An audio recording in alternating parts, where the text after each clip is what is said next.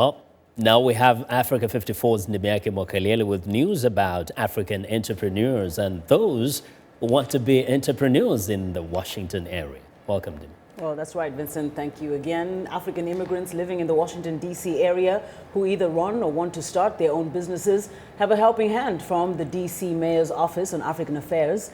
The office will host its second annual business symposium on Monday, where district businesses and entrepreneurs will get an opportunity to meet and mingle with potential funders within and outside of district government. Last year's day-long symposium attracted more than 250 participants.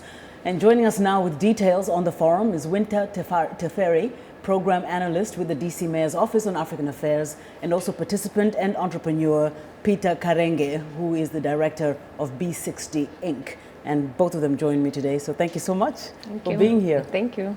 Let me start off with you, Winta, and tell us give us a little background into how the symposium started and why you thought it was so necessary to have this platform where African aspiring businesses can meet potential funders. Yeah. So right about in April 2012, we saw that the mayor fundamentally had just announced the Export DC program, which was part of a federal program called the State Trade and Export Promotion Program, which was trying to encourage small businesses to really think about export as an opportunity to expand businesses. So we wanted to ensure, and right here in DC, we see that there's so many African businesses, and we decided that there was an opportunity to connect African businesses, which already are doing businesses back home in their home countries as well as here in DC. So we thought that it was going to be a wonderful opportunity to organize a way for these two kind of efforts to connect and be that bridge. So I think we were very surprised. We planned an event for about 100 people and just saw the overwhelming response both from the participants, but also from the agencies that were initiating all these programs, both at the local level, at the federal level, that were trying to promote trade between the U.S. and Africa. So tell us exactly what happens. Person going in, what should they expect, whether they're a business person or a person who is offering a program? I think based on last year, expect a lot of people, a lot of excited people, a lot of entrepreneurs that are, just really creative, have a lot of ideas, are excited about, what's happening on the continent with all these growing economies in Africa, with eight out of the 20 fastest growing being from that continent. I think it's an exciting time, and you can actually feel the excitement in the event. Is there actually any kind of monetary incentive? Are people being offered, say, startup cash or workshops where they can learn?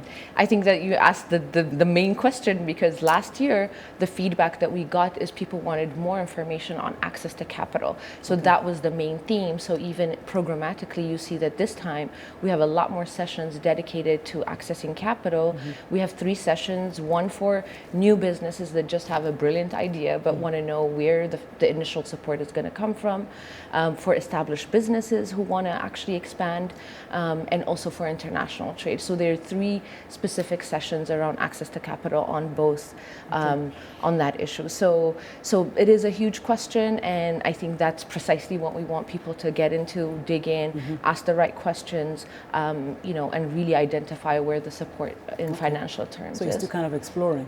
And now, Peter Karenge, that's why we have you here. You're an entrepreneur, you're the director of B360 Inc. You went to this symposium last year. Why did you feel your company would benefit, and what did you get out of it?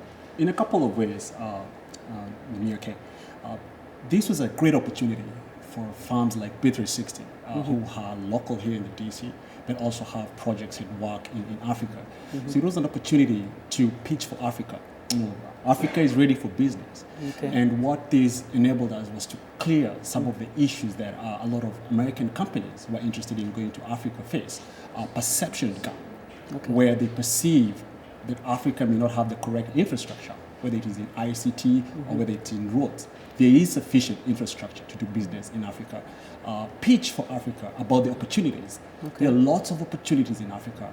A vibrant, emerging middle class, where you have a lot of people who will be able to buy and sell products, you have an opportunity to meet with actual sponsors, with actual financial institutions, organizations like OPIC or banks like Morgan Stanley, and helping them understand that there's actual information, there's actual bankable projects in Africa that people can actually invest in. So this was a great opportunity to network, to pitch for Africa, but also to lobby for trade initiatives. So it goes both ways then. So you also benefit as an organization or as a company that is trying to spur growth in your field back on the continent. A lot. We benefited a lot, especially in terms of networking, in terms of showing how we are mitigating some of the issues that potential investors are having. Issues like information, just issues like perception gap. Right. Not understanding. I've been hearing a lot about this perception gap. Exactly. So obviously you're going again on Monday, and you advise others to tag along? Most definitely, they want to be there. You want to be there to pitch for Africa, to pitch for your countries, to pitch for your for projects, and to be able to encourage American companies to invest in Africa. Yeah. And Winta, my final question to you is, what else is the Mayor's Office on African Affairs doing, and what's the way forward with these symposiums? Yeah, and I mean, I think it's important to mention that between last year's event and this year's event, President Obama has announced, programs specifically, boosting U.S.-Africa trade, like Power Africa, Trade Africa. So really, this symposium is just making sure that that information actually trickles down to the diaspora here, who, we know can play a really key role, like you are playing a huge role with feet on both continents. So I think that we're really excited, and we have agencies that are going to provide that information. Moving forward, we're going to do more of this. So really connecting local entrepreneurs who are, really vastly represented in the district to a lot of opportunities, whether it's local or federal or international. Beyond that, I think one of the major challenges, in our community and for our office is that there's no data on the African business activity here in DC. So in terms of really quantifying their contribution in terms of tax dollars, their creation of jobs, those are things that we want to be able to collect data on. So we're launching business directory. We have to unfortunately end it there, but well, that's great. And of course, we wish you all the best. Congratulations. And this is only second year, so I'm sure there's a lot more to achieve. Yeah. That's joining us in the studio, Peter Karenge, Director of B360 Inc, and Winta Teferi, who is the Program Analyst with the Office on African Affairs, and that's part of the Mayor's Office of Washington, D.C. Joined us here on Africa 54. Back